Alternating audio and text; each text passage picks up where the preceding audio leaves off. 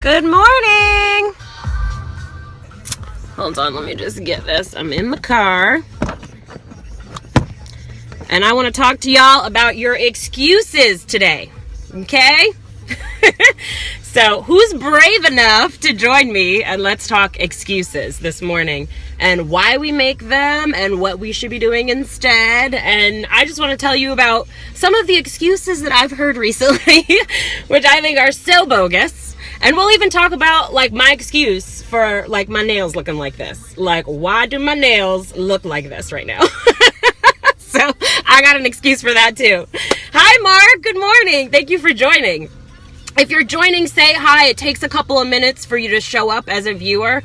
So sometimes I'm not seeing you. So say hi so I can see you. And let's talk excuses. So, and I know the West Coasters are going to miss out on this and the non-early risers. So you guys are lucky. Hi, Raul. Oh, the resolution does not allow me to see how good or bad the nails are.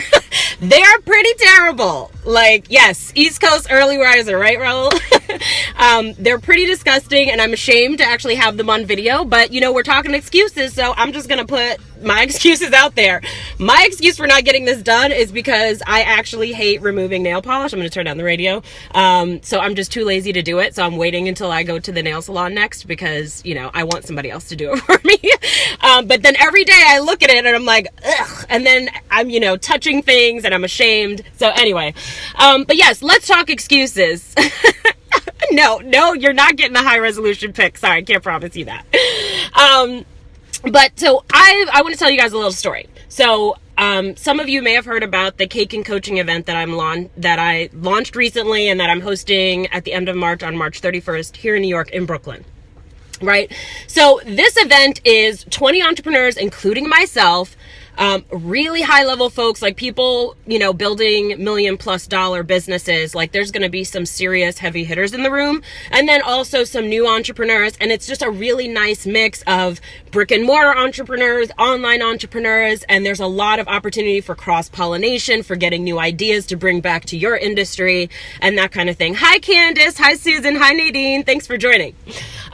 So that's the event. We're going to make a 6-layer cake, no baking experience required, because we're going to have a pastry chef from Milk Bar, which is a like world famous bakery, Christina Tosi, who is the CEO, and basically it's her enterprise. She's actually one of the judges on MasterChef, right? So hi, Lauren. Good morning. So, you know, really well known. Like this is going to be like A+ event, okay? Because I don't do shit half-ass. So it's going to be fantastic. And I think that's pretty clear from the sales page. And, you know, the opportunity to connect with other people, like your net worth is your network. Absolutely. Yes, Lauren, the best cake ever. You know, it really is. So connecting with other people, like I have done deals with people that I just met at events or I met through a friend that have generated hundreds of thousands of dollars for my business. So partnerships are an opportunity and just getting referrals. Like all of my clients, not all of them, but a large portion of them come from referrals, from friends that I've made at events like this, right? So the value is clear. The cost is $195 and also bringing your ass to New York, right?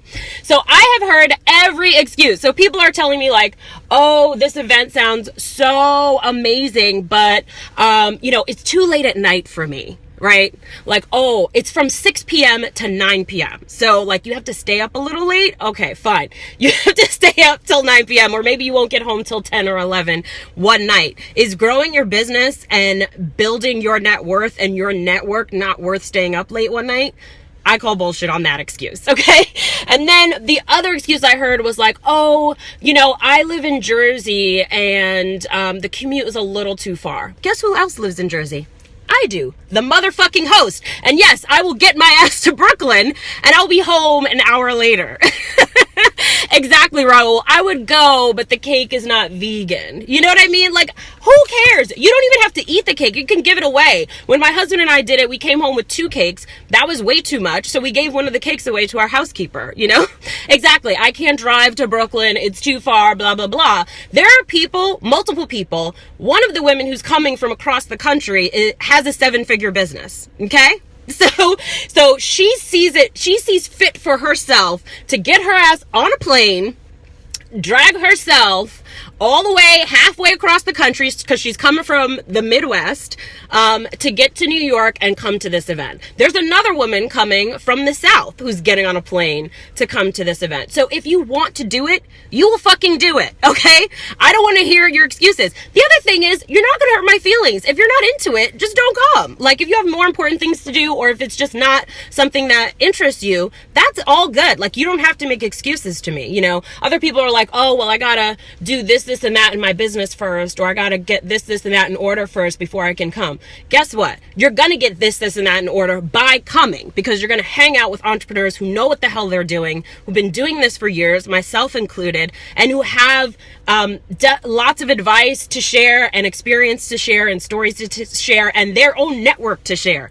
Okay, so if you're struggling in your business, that's exactly why you should come, you know? So anyway, the point is not to convince people to come. The point is, there are all, like, every manner of bullshit excuses that we make nonstop. Hey Andrew, thanks for joining. About why we can't do this or why we can't do that. And I just don't want to hear it. If you like want to make excuses, don't watch my videos. Do not join my newsletter. Do not work with me one-on-one, because I will kick your fucking ass, and my clients will tell you that. Don't work with me in a mastermind either. And don't come to my cake and coaching event, because I don't want to hear your bullshit excuses. If you have a dream and you want to make it happen, guess what? It takes EFFORT. Effort, okay? It is not going to fall into your lap. Exactly, Mark, exactly right. Fear of change is easy to rationalize. Absolutely. So, you know, it's hard. Yes. Like, you have to learn new things. You have to connect with new kinds of people that you've never connected before. This year, I'm going to an event called Mastermind Talks. Mark is actually going to be there. It's by event, like by invitation only. And, you know, I probably have one of the smallest businesses in the room. Like, there will be people there who have $300 million businesses. Am I a little intimidated? Maybe at first I was, but I'm like, fuck that. I deserve to be here.